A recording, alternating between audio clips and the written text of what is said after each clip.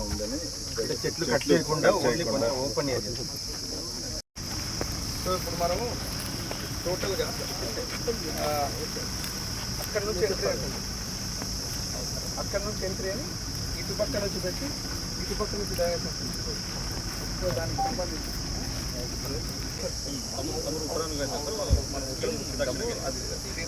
వాళ్ళు దక్షిణ మన దక్షిణ ఫేస్ ఎట్లా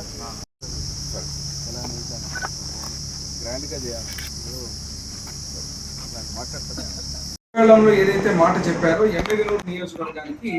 textile park, mega textile park ఈరోజు శాంక్షన్ చేసినందుకు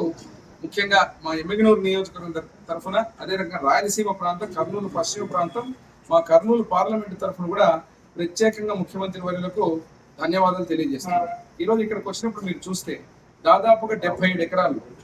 ఇటు మెగా టెక్స్టైల్ పార్క్ ఉన్నటువంటి ఇటు చేనేత కళాకారులకు, అదే రకంగా ఎంప్లాయ్మెంట్కు, అదే రకంగా ఎవరైతే ఇన్వెస్టర్స్ వచ్చేదానికి ఏపీఐసి ద్వారా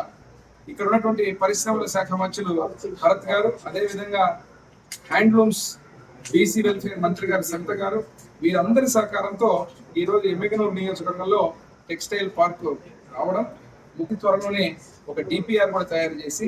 ఏపీఐసి ద్వారా ఇమ్మీడియట్ గా లేఅవుట్ ఇన్ఫ్రాస్ట్రక్చర్ ని వడివడిగా అడుగులు వేస్తూ ఈరోజు ఈ ప్రభుత్వం ముఖ్యంగా ఎంఎస్ఎంఈలు రేపు అంటే మే 1వ తేదీన ముఖ్యమంత్రి వర్యులు దాదాపు 34 నుంచి 40 ఎంఎస్ఎంఈలని ఇనాగరేషన్ చేస్తున్నారు. దాంట్లో భాగంగా మా ఎమ్మెగనూరు నియోజకవర్గ టెక్స్టైల్ పార్క్ పెట్టి వర్చువల్ ఇనాగరేషన్ ద్వారా ఈ రోజు దాన్ని ఇనాగరేట్ చేయబోతున్నాం. గత ప్రభుత్వంలో కూడా నేను ఎమ్మెల్యేగా ఆ రోజు ముఖ్యమంత్రి వర్యులుగా చంద్రబాబు నాయుడు గారు ఇచ్చినటువంటి టెక్స్టైల్ పార్క్ లోనే కేవలం కొందరికి లబ్ధి చేకూరే విధంగా కక్ష కట్టి చేనేత కళాకారుల మీద, బీసీల మీద